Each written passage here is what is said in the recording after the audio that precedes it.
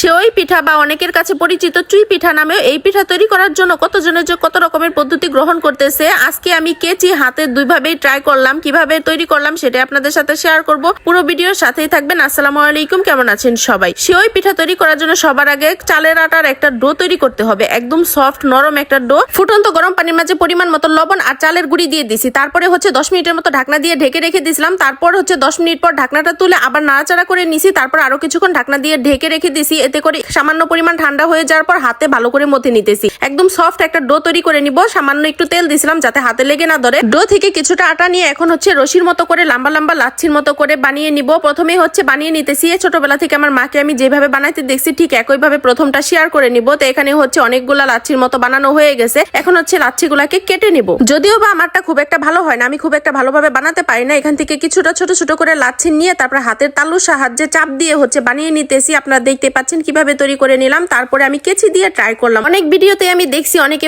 কেচি দিয়ে কেটে কেটে এভাবে করে সেওই পিঠা বা চুই পিঠা তৈরি করে। আমিও ফার্স্টে এভাবে ট্রাই করার চেষ্টা করলাম। কেচি দিয়ে কেটেও কিন্তু পিঠাগুলা হচ্ছিল, কিন্তু আমার কাছে কেন যেন কেচি দিয়ে কাটা পিঠাগুলা খুব একটা ভালো লাগতেছিল না। মনে হচ্ছিল হাত দিয়ে বানানো পিঠাগুলাই হয়তো বা বেশি সুন্দর লাগতেছিল, যার কারণে কিছুটা কেচি দিয়ে কেটে আবার রেখে দিলাম। বাকি আটা দিয়ে হাত দিয়ে বানিয়ে নিছি। শেষে এরকম কয়েকটা কুলির পিঠা বা এরকম পুতুলের মতো বানিয়ে নিতেছিলাম। মাকেও ছোটবেলা দেখতাম শেষে আটা দিয়ে এভাবে করে বানিয়ে নিত, এটা নাকি সাক্ষী। যাই হোক, আমিও বানিয়ে নিছি। এখন যেই পাত্রটার মাঝে রান্না করব সেই পাত্রটার মাঝে ঝোলা যে গুড়টা আছে সেটার মাঝে পানি দিয়ে ভালো করে মিশিয়ে তারপর একটা পাত্রের মাঝে দিয়ে দিলাম এলাচ আর দারচিনি দিয়ে দিছি। সামান্য পরিমাণ নুনও দিয়ে দিয়েছিলাম। তারপরে বলক আসা পর্যন্ত অপেক্ষা করব। এটা বলক আসলে কিন্তু খুব একটা সেদ্ধ করতে হবে না, কিছুক্ষণ জাল করলে এটা সিদ্ধ হয়ে যাবে। সিদ্ধ হয়ে যাওয়ার পর এখন নারিকেল দিয়ে দিব। এই পিঠাটার মাঝে একটু নারিকেল পরিমাণ বেশি করে দিলে খেতে বেশ ভালো লাগে। 1 কেজি দুধ জাল করে একদম অল্প একটু করে নিয়েছিলাম, সেই দুধটা এখন ঢেলে দিলাম। এখন শুধু 2-3টা বলক চলে আসলে রান্নাটা হয়ে যাবে। আর এইভাবে আপনারাও বাসাতে খুব সহজে সেওই পিঠা রান্না করে নিতে পারবেন। আর খেতে কিন্তু মাশাআল্লাহ সেই স্বাদ হয়েছে।